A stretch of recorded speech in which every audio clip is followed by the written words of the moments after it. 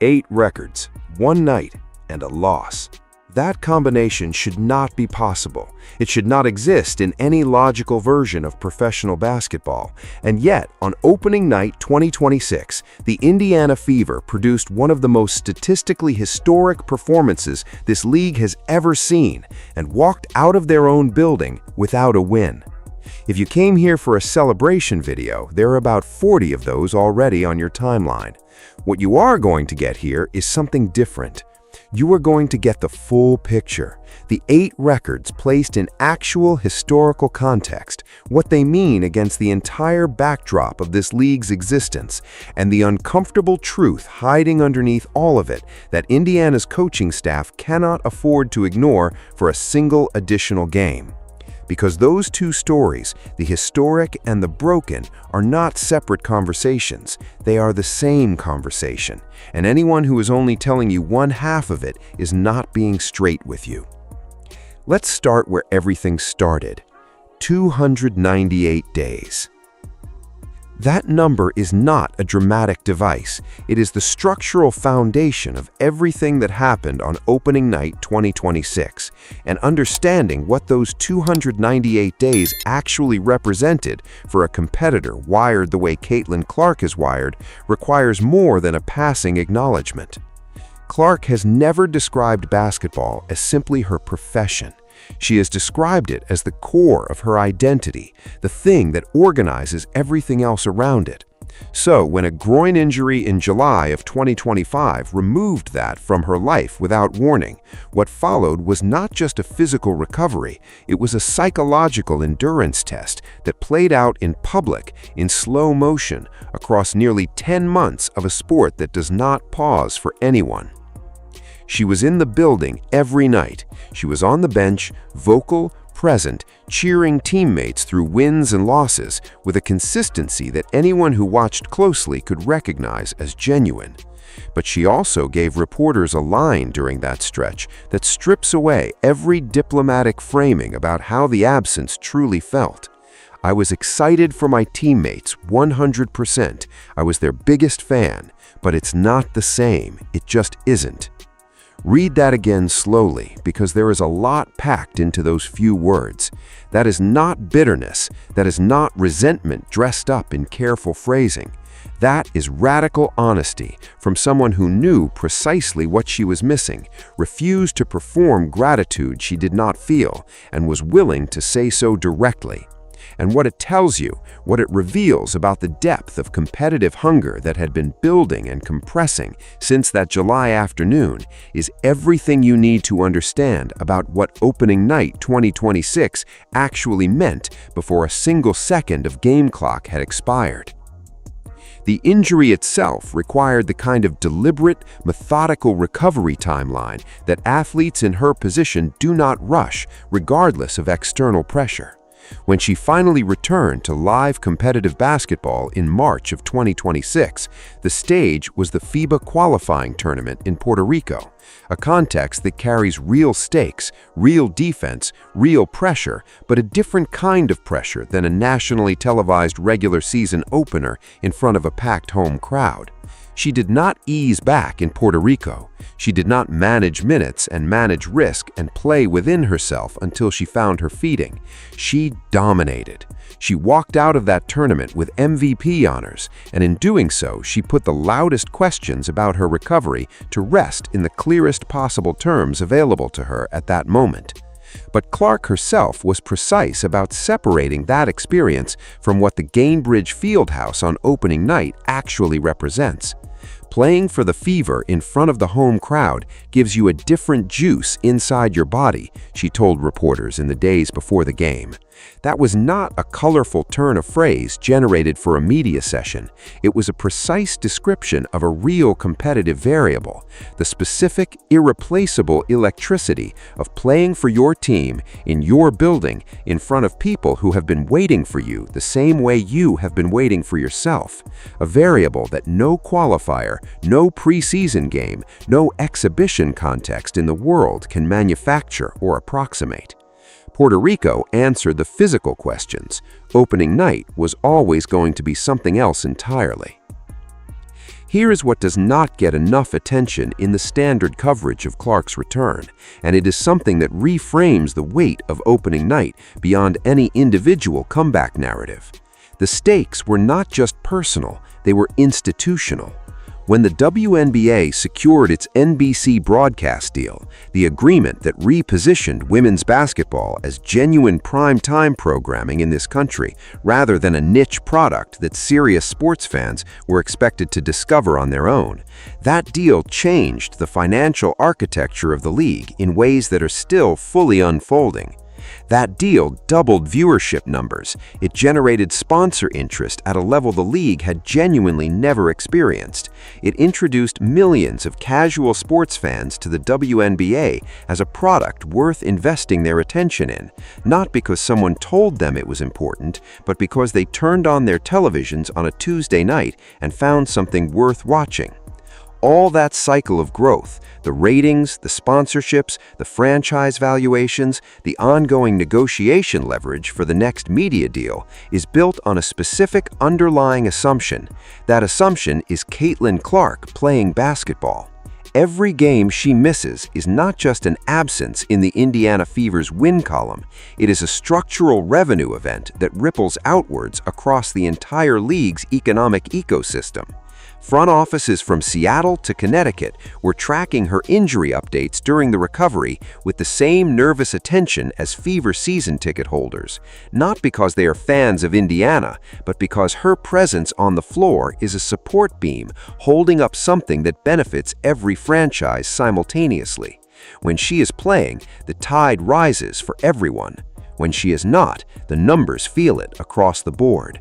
That's the actual scale of what was at stake on opening night, and it is a weight that no individual player in the history of this league has ever carried into a regular season debut in quite the same way. So when she walked into Gainbridge Fieldhouse, she was not simply carrying a comeback narrative, she was carrying an institution that needed her back. Pre-game, observers at shoot-around noticed something that the broadcast cameras did not make a centerpiece of their coverage. Her hands were not entirely steady. She had told reporters she was way more excited than nervous, and she clearly believed that when she said it. But the body communicates things beneath the surface that self-assessment does not always fully capture. What made the admission she offered afterward more revealing was that she did not frame the nerves as a problem to overcome. She framed them as a signal she had been waiting for. "I missed the butterflies," she said. "I love that feeling. That means you're ready." When someone who has hit game winners in front of 20,000 people, who has been in pressure situations that would short-circuit most professional athletes, tells you she was nervous in a way she had genuinely missed, you do not file that away as a charming quote. You pay attention to what it reveals about the actual depth of the moment.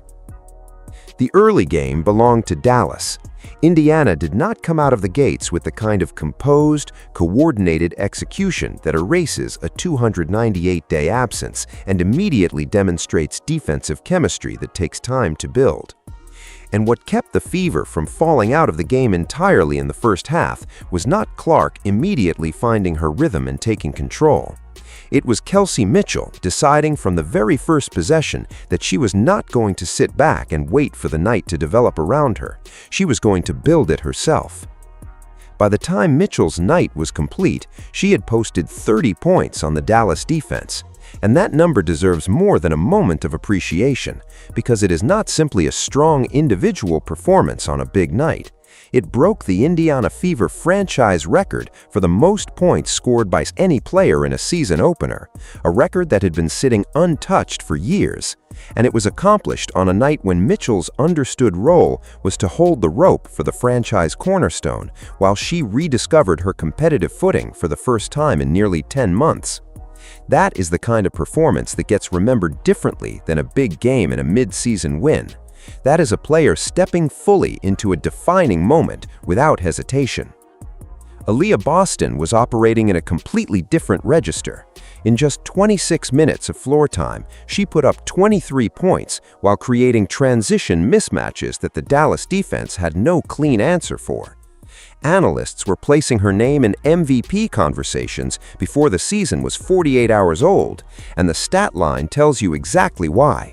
23 points in 26 minutes while simultaneously generating offensive problems in transition and protecting the interior on the other end is the kind of performance that makes opposing coaching staffs sit in their film rooms the following morning, running the same possessions repeatedly, looking for the adjustment they missed in real time. There was no clean adjustment. Boston was simply better than what Dallas had prepared for on that particular night, and the numbers reflect it. Then there was the performance that most coverage buried underneath the headline numbers, the one that deserves a separate mention because of the specific context in which it occurred. Makayla Timpson, in her sophomore season, went 5 of 6 from the field for 11 points in 19 minutes off the Indiana bench. With Monique Billings unavailable, Indiana needed someone from the second unit to provide real, usable contribution, to prevent the depth question from becoming a scoreboard problem visible to everyone watching. Timpson stepped into the most pressure-laden environment of her young professional career, a packed Gainbridge Fieldhouse, the most anticipated return in recent WNBA memory, a nationally watched game with real stakes, and she did not blink.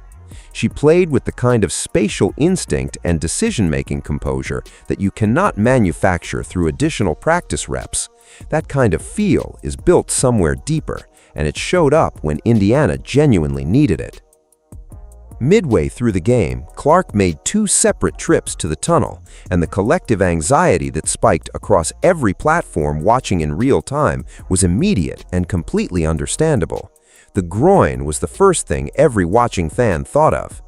Coach Stephanie White addressed it directly in her post-game session. Routine back adjustments, managing the physical demands of returning to full game speed for the first time in nearly a year. Clark herself kept it brief, just getting her back put back in.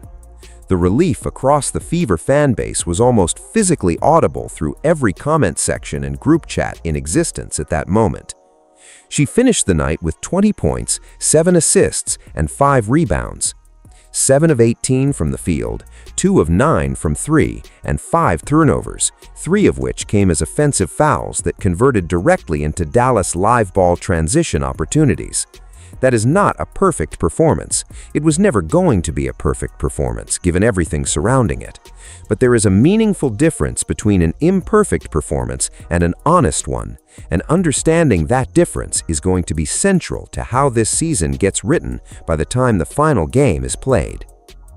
Now, let's lay out the 8 records properly, because the way most coverage is presenting them is giving you the count without giving you the context, and the context is where the real significance lives.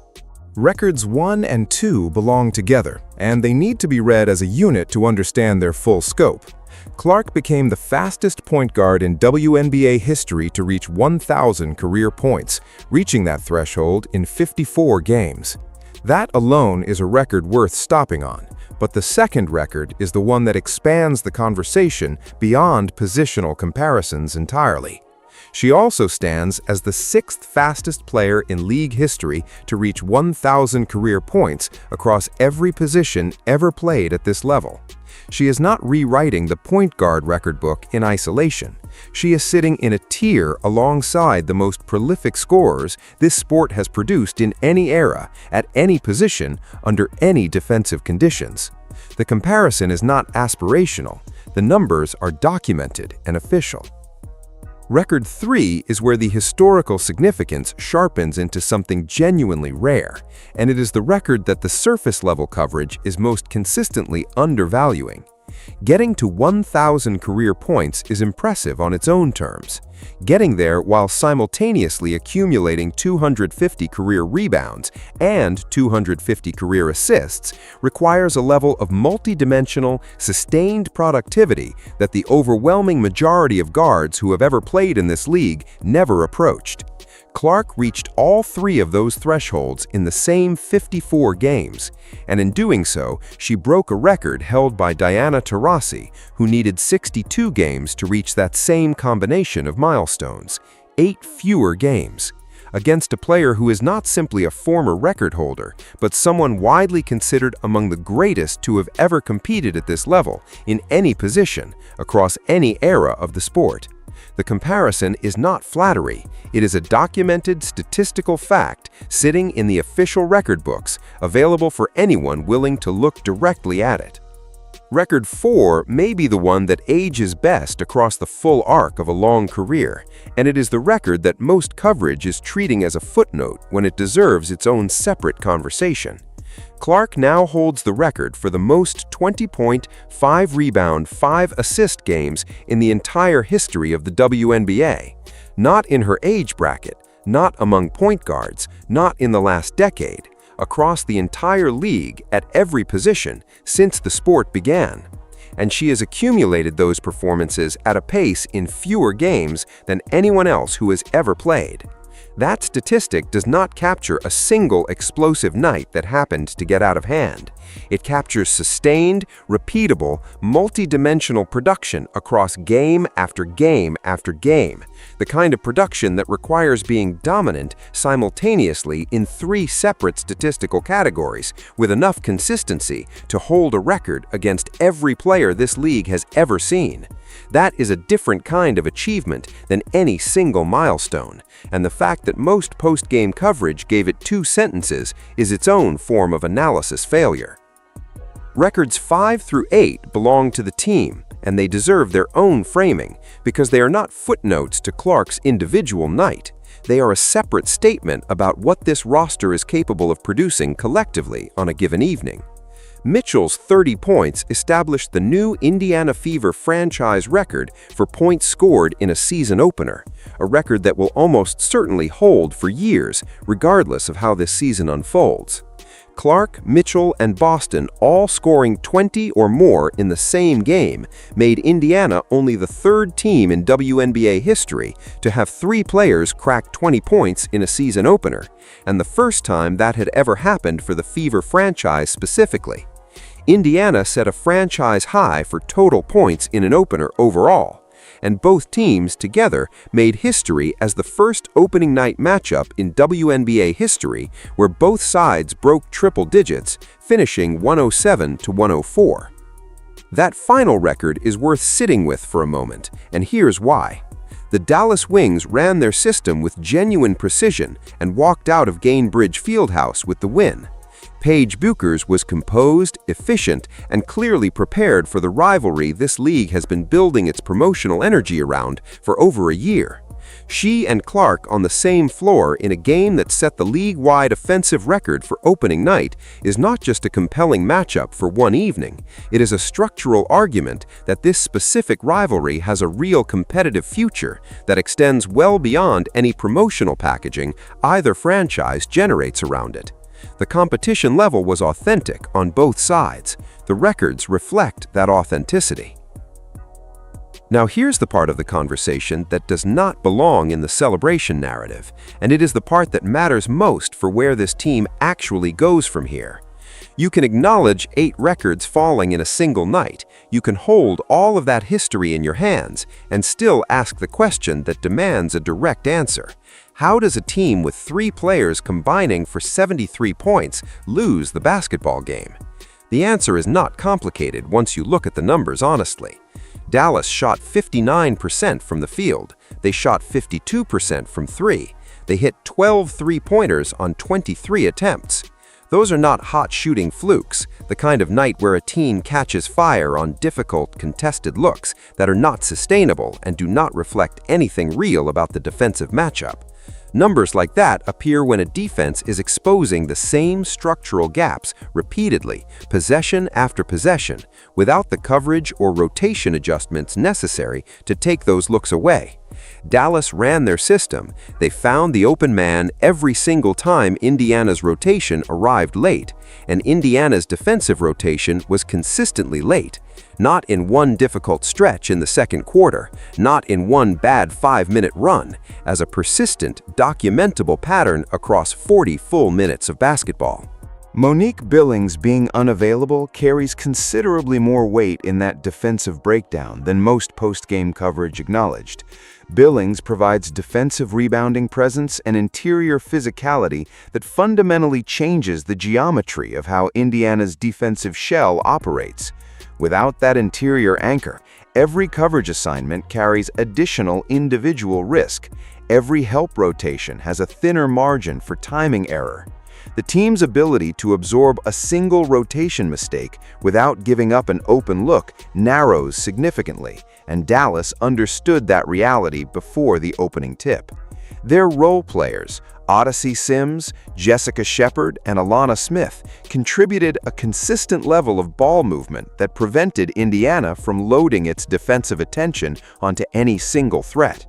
The wings kept moving, kept finding the open player, and kept Indiana's defense in a constant state of reactive adjustment all night long, especially alongside Bueckers, who does not need to force anything offensively when her teammates are already generating clean looks through movement and spacing. Coach Stephanie White addressed the defensive issue directly in her post-game availability, and her message was unambiguous. Indiana cannot build a championship identity around the strategy of outscoring every opponent they face. The offensive ceiling on this particular roster is genuinely historic. The records from opening night make that explicit. But historic offensive talent on one end of the floor does not automatically or even naturally translate into defensive execution on the other end. It never has for any team in the history of this sport, and Game 1 made that gap visible in the most transparent possible way, in the final score. Clark's individual contribution to the turnover problem deserves its own focused analysis because it connects directly to the larger defensive chemistry question in ways that the box score alone does not fully communicate. 5 turnovers on opening night, 3 of which came as offensive fouls, charges taken by Dallas defenders who read her drive early, set their feet, and converted what would have been Indiana possessions into live ball Dallas transition opportunities. Offensive fouls of that type are correctable. They are not random misfortune. They are a readable pattern in how she is approaching traffic in the paint when the defense is already set and anticipating her next move.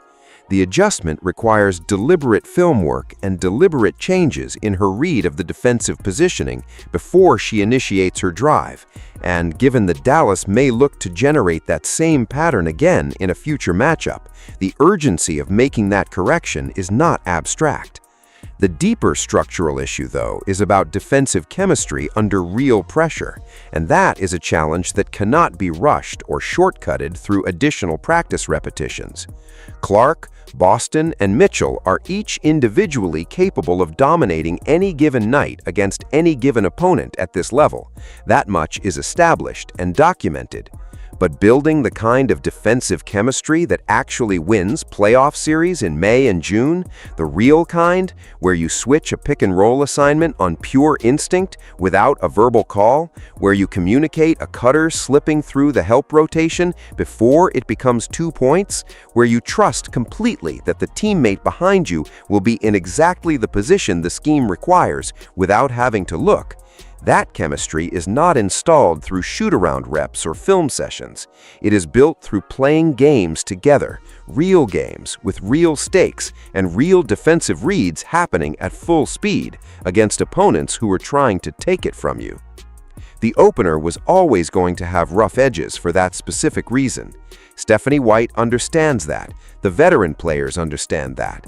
The question the entire league is now watching closely is how quickly those edges close before Indiana faces a team with even sharper offensive execution and even more deliberate film preparation than Dallas brought on opening night. Here is the forward-looking angle that gives you the full stakes of everything this season represents. Clark is 54 games into her WNBA career and already passed Diana Taurasi's milestone markers in the record books. The conversation about where she ultimately sits in the all-time canon of this sport is no longer a projection being made by optimistic analysts with speculative models. It is an active, ongoing documentation happening in real time, game by game, in official statistics that are not going anywhere. The question for the 2026 Indiana Fever is not whether she belongs in that all-time conversation. That question closed on opening night. The question now is whether this team can build enough defensive identity fast enough, with enough depth, to give her what no individual stat line, no record broken, and no milestone reached can deliver on its own. I told CC I'd be on a rocket and roll with her for as long as she wants to do this, Aliyah Boston said. I think the chemistry is there. The belief inside that locker room is genuine. It comes through in how those players talk about each other and about what they think this team is capable of. The offensive talent is documented and historically significant in a way that almost defies casual summary. 8 records fell in one night, and Dallas still walked out of Gainbridge Fieldhouse with the win. That is the actual story of the 2026 Indiana Fever. 40 minutes into a 40-game regular season that leads somewhere either genuinely transformative or deeply frustrating, and which destination this team arrives at depends entirely on one question. Can the defense catch up to the offense before the margin of error disappears completely? The season is young, the records are real, the gap is real, and we are going to find out which one matters more.